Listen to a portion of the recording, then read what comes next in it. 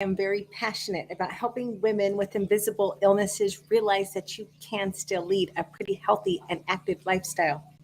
It's just not going to be the one you had envisioned for yourself, but the time is going to pass regardless. And you better suck it the hell up and make the best of it. I mean, truly, what else are you going to do? Sitting around feeling sorry for yourself ain't going to get you anywhere. Excuse me. That being said, I kind of sat around and felt so I didn't really feel sorry for myself today. I'm a big worrier, and so I mean, it was really frustrating. I'm usually pretty good at keeping things in perspective, and I'm usually pretty good at recognizing this is not getting me anywhere, and I can usually refocus my attention. But today, for whatever reason, it just wasn't happening, and I've been in a freaking mood all day because I'm up to here with worry. Well, you know what? Worry doesn't do me a gosh damn bit of good. This information, by the way, is from lifehack.org. And I know I'm going to butcher this guy's name, but according to Leo Buscaya, I think is how you say it, worry never robs tomorrow of its sorrow. It only robs today. Only saps today of its joy. And it's true. Worrying about tomorrow isn't going to change a gosh damn thing about tomorrow. All it did was made sure that I had a pretty crappy day. And I'm not one to admit that very often, but like I said, I just couldn't snap out of it. Which, side note, when I can't snap out of it, when I just cannot get myself to redirect onto something more positive, whether I'm being consumed with worry or anxiety or sometimes self-pity, if I just can't shake it, then I just say to hell with it. And I give myself 24 hours, like, okay, today's it. Give into it, write it out, wallow in it. But tomorrow, I got to suck it the hell up. But a 2015 study showed that neurotic, anxious worriers actually tend to be more creative. Ironically, it's that creativity that drives all of the anxiety and the worry.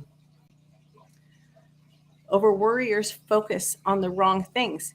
We use all that creativity for the what ifs instead of worrying about worrying. That was a bad word choice. Instead of focusing on solutions.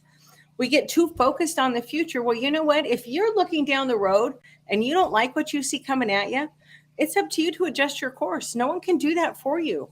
There's lots of things you can do, which I'll talk about in a minute. Worriers try to read other people's minds. Guess what? That's impossible. I have never yet been able to do that. We also try to, that's what they're thinking about me. Honestly, most of the time, they're probably not thinking about you at all. Sorry to break the news to you. Here's the thing. Worry takes its toll on your health, both having a hell of a time talking tonight, both physically and mentally. You're constantly on alert. You're hyper vigilant. You can't focus. Your concentration is reduced. That leads to indecisiveness. Yes, it does. Yes, it does. You get obsessed with problems, not solutions.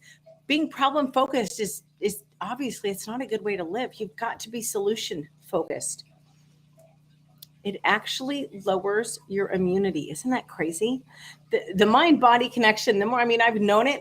I have enough health issues. I'm very aware of the mind-body connection, but the more I learn about it, the more absolutely crazy the connection is. And oh my gosh, I cannot think tonight because I've been consumed with worry all day. But the impact of our emotional health on our physical health, it's mind-blowing. It triggers insomnia. Why? Because you can't shut your damn brain off. Look, the science has proven that a wandering mind is an unhappy mind that leads to negative thoughts. We need to focus over objective facts instead of subjective imagination. You need to learn how to control your irrational, anxious thoughts. Okay, that's great. How do I do that? Make a list. Make a list of the things that you're worried about and ask yourself, is there a more realistic, positive perspective? Yes. Is the short answer almost always? Yes, there is a more realistic, positive perspective you can take. Here's a really good one. What is the possibility of this actually happening? How many times have you sat there and you got yourself all worked up worrying about something that has actually happened? Usually, the vast majority of the time, we focus on something, we get all worked up, and whatever the hell we're worried about, it never comes to pass. Finally, ask yourself, how is worrying going to help me or hurt me? Newsflash, it ain't going to help you. It's only going to hurt you. You need to write it off. What? Yeah, write it off. Write down the problem and start listing potential solutions. Don't worry about how stupid or outlandish the solution might be. Just whatever comes into your mind, write it down. Why does this work? Well, because most of our worries are really vague and ambiguous. And when you write it down, it forces you to gain some clarity on the topic. And it's going to help shift your attention from the problem towards a solution. Excuse me. You need to develop an external focus. When your mind isn't busy and you start down that rabbit hole, pay attention to what's going on around you. What do you see? What do you hear? What do you smell? Get all the details that you can. Why? Because that forces you to be present. And if you're present, you can't be worried about it. By very definition, you can't be worried about the future.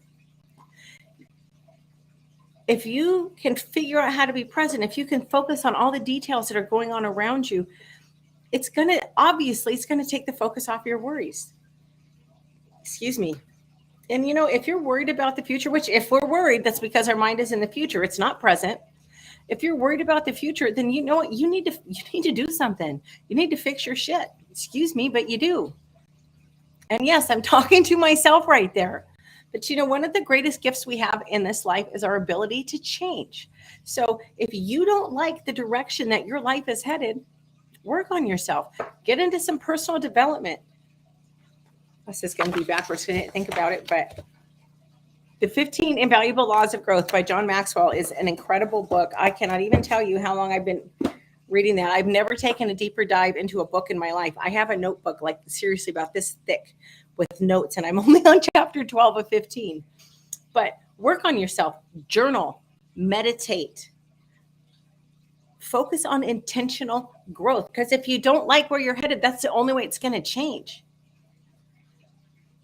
Finally, we get what we focus on. So if you sit there and worry and oh, this is going to be horrible and my life is going to be terrible in 5 years, well, you know what? That's exactly where you're going to head.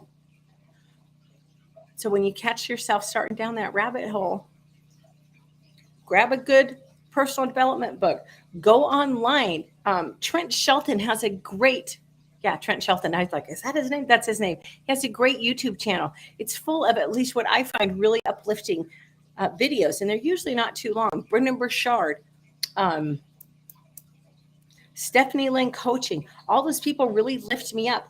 There's, I think it's called Abide. There's a YouTube channel that's Christian based that I really like because it lifts me up. So when I get into these moods, which, side note, I just realized I did none of those things today, but those are all good resources for me to turn to because it's going to help me shift out of that self-defeating mindset. Again, you get what you focus on. Make sure you're focusing on something good and change. Get your shit together and change. Anyway, it's been a day and I, excuse me. I have not been feeling great since I got back from Alaska. Part of that is because the trip back was so long and so, I don't want to say it was a bad day because I met cool people, but it was a really challenging, physically challenging day for me. And just my health issues being what they are, it takes a while to recover from stuff like that. And I don't help myself when I sit here and worry and ruminate on crap all day. So I'm not feeling myself. So I am going to go. I'm going to go get my face washed. I'm going to go to bed early. I hope you all have a great. Look, I am certainly not an expert on this, but I've come a really long way. And I would be happy to share with you some of the resources that have made a big difference in my life. And bonus, a lot of them are free. So drop me a line if this is something you struggle with, and I would be happy to do what I can to help you. Y'all take care, and I will be back Friday. I almost said at 5 o'clock Alaska. That's been a while. At 7 o'clock Central. Thanks. Good night.